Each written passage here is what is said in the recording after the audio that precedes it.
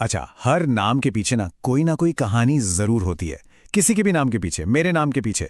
पर कभी सोचा है कि हमारे अपने देश भारत, इस नाम के पीछे कितनी कितनी गहरी और मजेदार कहानी हो सकती है?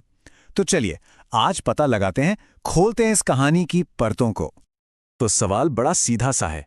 आखिर हमारे देश का नाम भारत ही क्यों पड़ा? मतलब ये नाम आया कहां से और इसका असली मतलब क्या है? चलिए मिलकर सुलझाते हैं इस पहेली को। देखिए, इस नाम की जड़ें ना हमारे इतिहास में बहुत बहुत गहरी हैं और ये जड़ें हमें सीधे एक महान राजा की कहानी तक ले जाती हैं। जी हाँ, इस पूरी कहानी के जो हीरो हैं वो हैं राजा भरत। तो अब सवाल आता है कि आखिर कौन थे ये राजा भरत? देखिए, पौराणिक कथाओं की माने तो वो राजा दुष्यंत और शकुंतला के बेटे थे। और वो एक ऐसे जबरदस्त शासक थे जो अपने न्याय और अपनी प्रजा के लिए प्यार के लिए जाने जाते थे। समझिए, उनका जो किरदार था और उनका जो राज करने का तरीका था, वही इस नाम की कहानी की असली बुनियाद है। राजा भरत वो सिर्फ एक राजा नहीं थे, वो तो समझिए इंसाफ का दूसरा नाम थे। कहते हैं कि उनके राज में किसी के साथ भी नाइंसाफी नहीं होती थी, और यही वजह थी कि पूरा का पूरा देश खुशहाल था, समृद्ध था। जरा सोचकर देखिए, एक ऐसे राज के बारे में जहां लोगों की खुशी ही सबसे ऊपर हो। अब देखिए, जब कोई देश इतना खुशहाल और समृद्ध होता है ना, तो उसकी एक अलग ही पहचान बन जाती है। तो बस राजा भरत के राज में भी यही हुआ।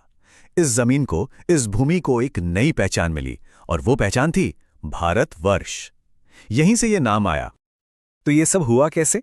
सिंपल है, राजा भरत का न्याय वाला शासन, उससे देश में खुशहाली आई।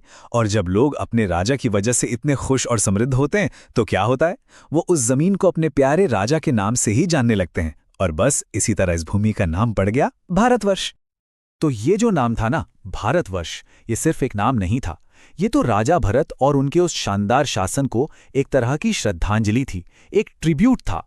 भारतवर्ष का सीधा सा मतलब था भरत का देश, एक ऐसा देश जो इंसाफ और खुशहाली का प्रतीक था। लेकिन रुकिए, कहानी यहीं खत्म नहीं होती। सवाल यह है कि ये नाम और इसकी जो विरासत है, वो वक्त के साथ कैसे बदली, कैसे विकसित हुई।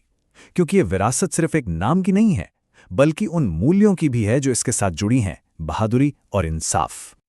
देखिए, वक्त के साथ साथ ना भाषा भी बदलती है और अक्सर नाम भी छोटे और आसान हो जाते हैं। तो जो जमीन कभी बड़े गर्व से भारतवर्ष कहलाती थी, आज हम सब उसे भारत कहते हैं।